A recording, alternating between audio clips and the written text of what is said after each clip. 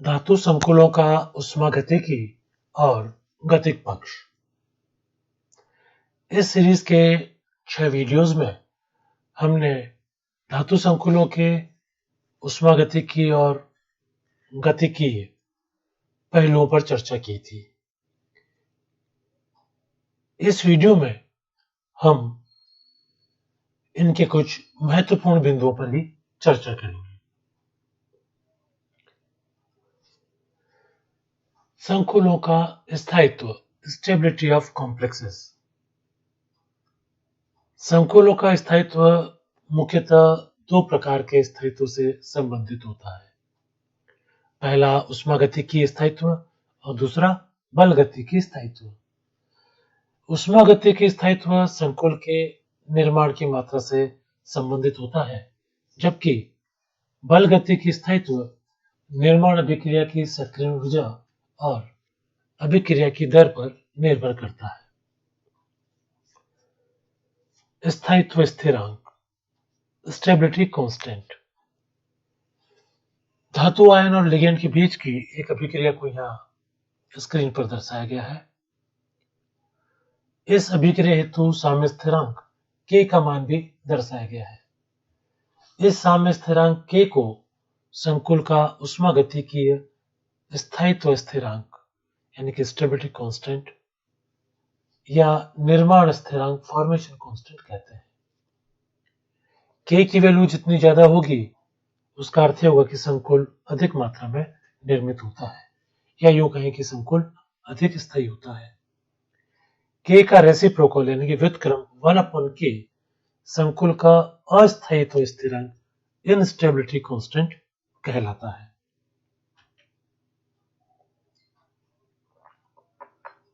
सन 1941 में ब्याउम नामक रसायनज्ञ ने यह प्रतिपादित किया कि विलयन में जो संकुल बनता है कि जब किसी धातु आयन के विलयन में लिगेंड मिलाया जाता है तो जो संकुल बन रहा है वह स्टेप वाइज फॉर्मेशन में होता है। धातु आयन से जो लिगेंड है वह एक एक कर जुड़ते हैं। यदि धातु आयन Mn+ हो और लिगेंड एक दंतुक यानी कि L हो तो जो MLM संकुल का निर्माण होगा उसके जो विभिन्न पद है यह दर्शाए गए हैं। इससे यह स्पष्ट हो रहा है कि पहले पद में एक लिगेंड जुड़ रहा है, फिर उसके अगले पद में दूसरा लिगेंड जुड़ रहा है। इस तरह से एक एक कर M लिगेंड धातु आयन के साथ जुड़ रहे हैं और इनकी साथ में ही K की वैल्यू भी दी गई है, K1, K2 इसी तरह से Km। यहाँ K1, K2, K3, Km आदि क्रमशः प्रथम, द्वितीय, तृतीय आदि पदों के लिए निर्माण स्थिरांक है। ब्याउम ने सभी पदों के कुल निर्माण स्थिरांक बीटा m को एक संबंध द्वारा परिभाषित किया जो इस प्रकार है कि beta m equals to K1 into K2 into K3 up to Km, और ये जो बीटा m है वह संकुल का स्थायित्व स्थिरांक है। अब ये तो हम जान गए कि स्थायित्व स्थिरांक क्या है। अब इसका निर्धारण कैसे किया जाता है इस पर चर्चा करते हैं। संकुल द्वारा अवशोषित प्रकाश की तरंग दैर्घ्य उसके धातु आयनों द्वारा अवशोषित तरंग दैर्घ्य से भिन्न होती है। संकुल की सांद्रता और अवशोषणांक एब्जॉर्बेंस या ऑप्टिकल डेंसिटी प्रकाशिक घनत्व में जो संबंध है उसे हम लैम्बर्ट नियम द्वारा प्रदर्शित कर सकते हैं। यह नियम इस प्रकार है, A equals to epsilon CL। यहाँ पर A अवशोषणांक या प्रकाशिक घनत्व है,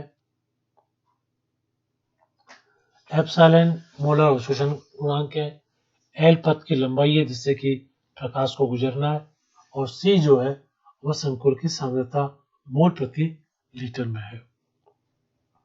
यदि A, एप्सिलॉन और L का मान ज्ञात हो तो सांद्रता की गणना की जा सकती है। दूसरी विधि है अवशोषणांक मिलान विधि। इस विधि में दो भिन्न भिन्न अनुपात वाले विलयन बनाकर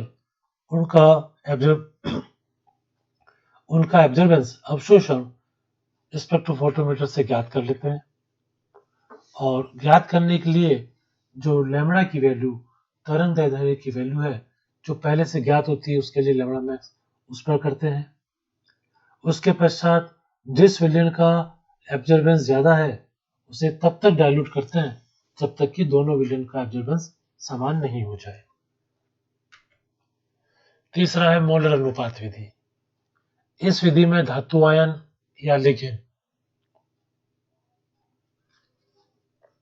की कुल सांद्रता स्थिर रखी जाती है तथा विभिन्न अनुपात के विलयनों का प्रकाशिक घनत्व लैम्ब्डा मैक्स पर ज्ञात कर लेते हैं।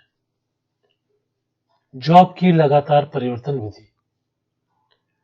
इस विधि में धातु आयन एवं लिगेंड की विभिन्न सांद्रता के संकुल के 10 विलयन बनाए जाते हैं तथा प्रत्येक विलयन का कुल आयतन 10 ml रखा जाता है।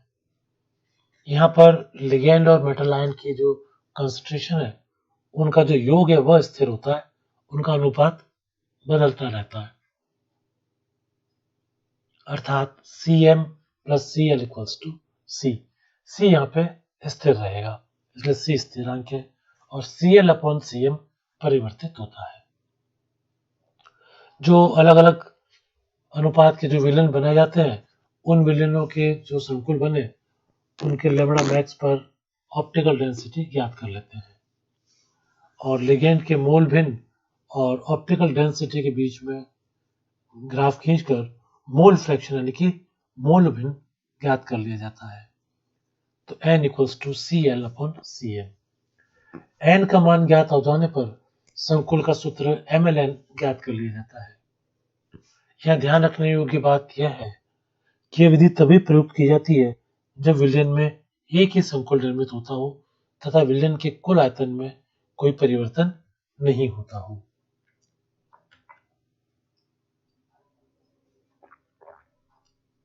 व्योम की विभव मापन विधि। जब संकुल निर्माण के लिए प्रयुक्त लिगेंड दुर्बल क्षार या दुर्बल अम्ल हो, तब H प्लस आयन और धातु आयन द्वारा लिगेंड को अपनी तरफ खींचने में कंपटीशन होने लगता है, प्रतिस्पर्धा सी हो जाती है। इस प्रतिस्पर्धा के आधार पर इस विधि में संकुल का स्थायित्व स्थिरांक ज्ञात कर सकते हैं। माना कि अम्ल और धातु आयन को क्षारीय लिगेंड विलयन में मिलाया जाता है। और जब क्षारीय लिगेंड होगा तो वह अम्ल और धातु किसके साथ जुड़े, वैसे एक प्रतिस्पर्धा हो जाएगी और दो साम्य स्थापित होंगे जो यह स्क्रीन पर दर्शाए गए हैं। जो पहला है वह क्षारीय लिगेंड और अम्ल के मध्य, जिससे कि प्रोडक्ट के रूप में HL बनेगा और उसके लिए जो है साम्य स्थिरांक K है। इसी तरह से क्षारीय लिगेंड धातु आयन के साथ में संकुल बनाएगा Ml, उसके लिए भी स्थायित्व स्थिरांक K का मान दिया हुआ है, जहां K संकुल का स्थायित्व स्थिरांक है और K लिगेंड का अम्ल के साथ संघूर्णन स्थिरांक है। तो अब तक हमने जान लिया कि संकुल का स्थायित्व क्या है और उस स्थायित्व का निर्धारण किस तरह से करते हैं। अब बात करते हैं कि संकुल के स्थायित्व को कौन से घटक प्रभावित करते हैं। ताप और दाब। उच्च ताप पर गर्म करने पर संकुल में से वाष्प से लिगेंड अणु बाहर निकल जाता है। कभी कभी किसी ताप पर एक संकुल दूसरे संकुल में भी परिवर्तित हो जाता है। धातु आयन का आकार एवं आवेश। धातु आयन का छोटा आकार एवं अधिक धनावेश संकुल के स्थायित्व में वृद्धि करता है, क्योंकि इससे धातु आयन और लिगेंड के बीच स्थिर वैद्युत आकर्षण बल बढ़ जाता है। धातु आयन की विद्युत ऋणता। अधिक विद्युत ऋणी धातु आयन संकुल के स्थायित्व में वृद्धि करते हैं, क्योंकि ऐसे धातु आयन की लिगेंड के इलेक्ट्रॉनों को अपनी तरफ खींचने की क्षमता अधिक होती है और उससे मेटल लिगेंड के बंध के स्ट्रेंथ में भी वृद्धि होती है। धातु आयनों का प्राकृतिक क्रम। इरविंग और विलियम्स नामक रसायनज्ञों ने धातु आयनों से निर्मित हाई स्पिन कॉम्प्लेक्सेस के स्थायित्व को निम्नलिखित क्रम सीक्वेंस द्वारा प्रदर्शित किया और इसे नेचुरल ऑर्डर कहा गया।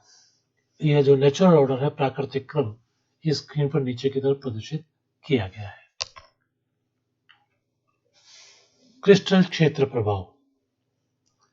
जिस धातु आयन से निर्मित संकुल की क्रिस्टल क्षेत्र स्थायीकरण ऊर्जा यानी कि CFSE अधिक होगी, वह अधिक स्थायी होगा।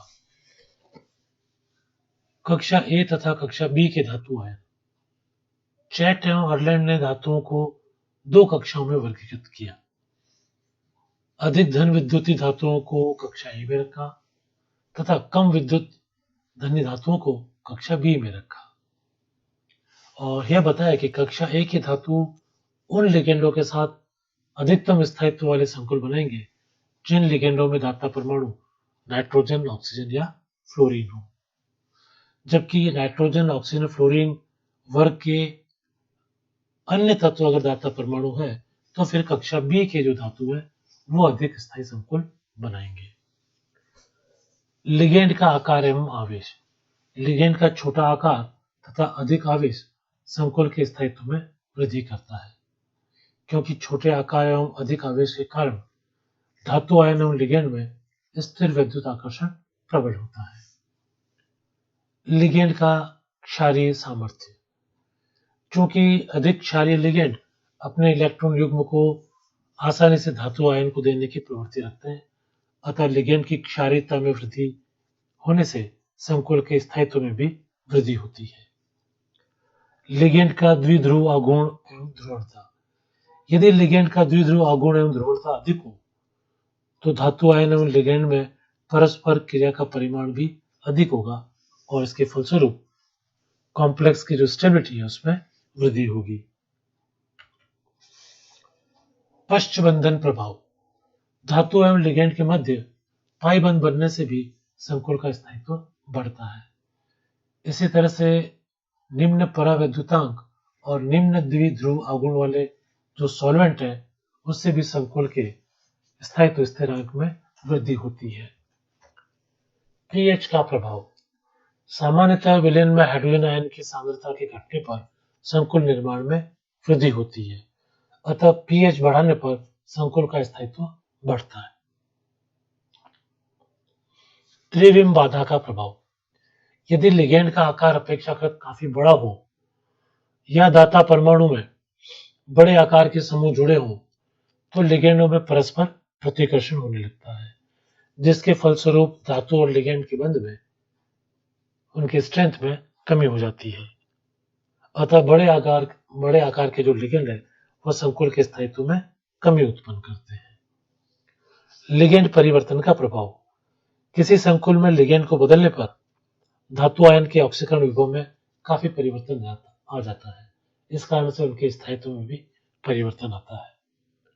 जल के अतिरिक्त अन्य लिगेंड M2+ की अपेक्षा M3+ के साथ अधिक स्थायी संकुल बनाते हैं। अब बात करते हैं किलेट एवं किलेट प्रभाव की। किलेट प्रभाव भी धातुओं के जो स्थायित्व स्थिरांक है उसको प्रभावित करते हैं। किसी लिगेंड में यदि एक ही दाता परमाणु हो तो वह धातु आयन के साथ में उपसंयोजक बंध बनाने में प्रयुक्त होता है और वह लिगेंड एक दंतुक कहलाता है। यदि लिगेंड के एक ही अणु में 2 दाता परमाणु उपस्थित हो तो उस लिगेंड को द्विदंतुक लिगेंड कहते हैं। जब ये द्विदंतुक लिगेंड धातु आयन के साथ उपसंयोजक बंध बनाकर संकुल बनाते हैं तो 5 या 6 मेंबर की एक रिंग का निर्माण होता है, और ये जो रिंग बनती है, जो वलय बनती है, उसे हम किलेट रिंग या किलेट वलय कहते हैं। और इस तरह से जो संकुल बने हैं उन्हें धातु किलेट भी कहा जाता है। एथिलीन डायमीन एक द्विदंतुक लिगेंड है और कॉपर सेकेंड आयन के साथ किलेट बनाता है। इसकी संरचना यहाँ स्क्रीन पर प्रदर्शित की गई है कि इस लिगेंड ने कॉपर को 2 जगह से जकड़ा हुआ है, इसलिए यह बाइडेंटेंट है। जिन संकुलों में किलेट वलय बनती है उनका स्थायित्व वैसे ही तुल्य सादृश्य यानी कि एनालॉग वलय विहीन संकुलों के स्थायित्व की अपेक्षा अधिक होता है। तो ऐसा कोई भी संकुल जिसमें किलेट रिंग बनती है वह ज्यादा स्थायी होते हैं बनिस्पत उनके जिनमें की किलेट रिंग नहीं है। किलेट वलय बनने से संकुल के स्थायित्व में जो वृद्धि होती है उसे किलेट इफेक्ट या किलेट प्रभाव कहते हैं। दूसरे शब्दों में कहें तो बहुदंती लिगेंडों द्वारा निर्मित संकुलों का स्थायित्व एक दंती लिगेंडों से निर्मित संकुलों के स्थायित्व से अधिक होता है। इसका कारण है कि किलेट संकुल के विघटन में किसी एक लिगेंड को हटाने के लिए दो बंध तोड़ने पड़ते हैं, जबकि एक दंती लिगेंड को हटाने में केवल एक ही बंध को तोड़ना होता है। किलेट प्रभाव को ऊष्मागतिकी संबंध से भी समझा जा सकता है। यह समीकरण हम जानते हैं, delta G zero equals to minus R T log beta, और delta G zero delta H zero minus T delta S के भी तुल्य होता है।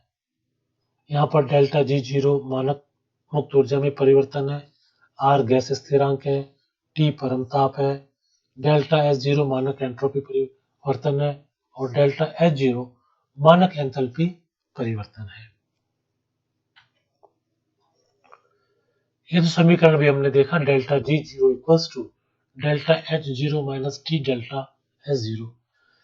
इससे यह स्पष्ट है कि डेल्टा जी जीरो के अधिक ऋणात्मक होने पर बीटा के मान में वृद्धि होगी, और डेल्टा जी जीरो का अधिक ऋणात्मक मान तभी हो सकता है जब डेल्टा एच जीरो अधिक ऋणात्मक हो और तथा डेल्टा एस अधिक धनात्मक हो, क्योंकि समीकरण से स्पष्ट है delta G zero equals to delta H zero. तो जी जीरो ज्यादा ऋणात्मक तभी होगा जबकि एच जीरो भी ऋणात्मक हो, और एच जीरो जो है ऋणात्मक पद में है, तो जितना ज्यादा धनात्मक होगा यह पद उतना ही ऋणात्मक हो जाएगा। डेल्टा एस जीरो के अधिक धनात्मक मान डेल्टा जी जीरो के अधिक ऋणात्मक होने के लिए सहायक होते हैं, और डेल्टा जी जीरो का अधिक ऋणात्मक होना संकुल निर्माण के स्थायित्व में वृद्धि को प्रकट करता है। इसीलिए किलेट संकुल अकिलेट संकुलों की तुलना में अधिक स्थायी होते हैं।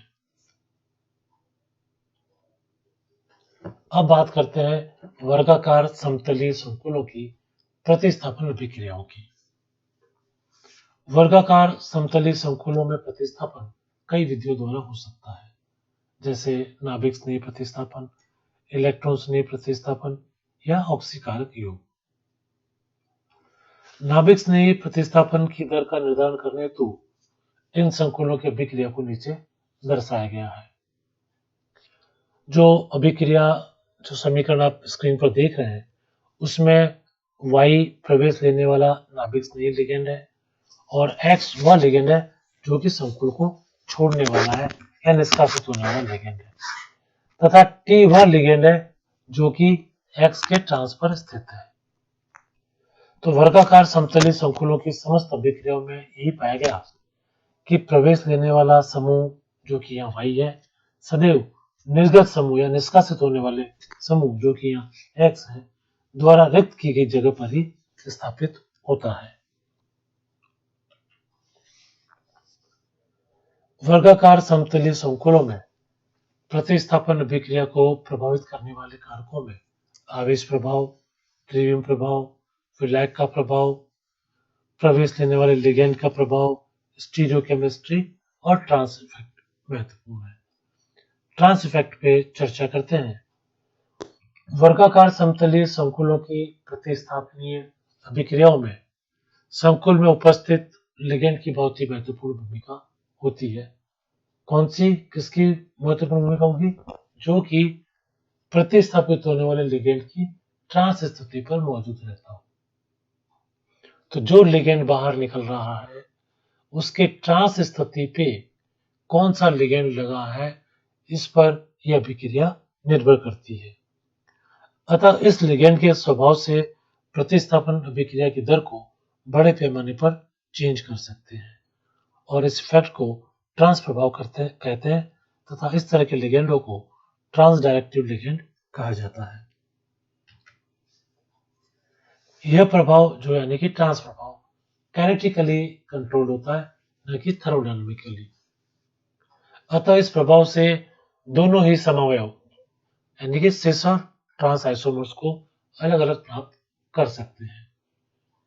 कई अभिक्रियाओं के द्वारा कई सारे लिगेंडों को बदलकर प्रत्येक के ट्रांस डायरेक्टिंग क्षमता की तुलना की जा चुकी है, जिसे यह चित्र द्वारा दर्शाया गया है। इस चित्र को गौर से देखते हैं।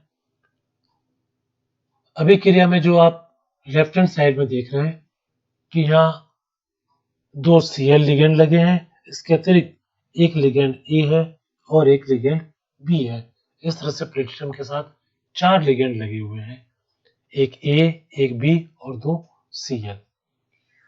अब यदि अभी के लिए आप ऊपर की तरफ देखें कि अब यदि ए का ट्रांस प्रभाव बी से ज्यादा है तो ए के सामने वाला क्लोराइड यानी कि ए की ट्रांस पोजीशन वाला क्लोराइड ही सब्स्टिट्यूट होगा अमोनिया के द्वारा, जैसा कि आप समीकरण में देख पा रहे होंगे।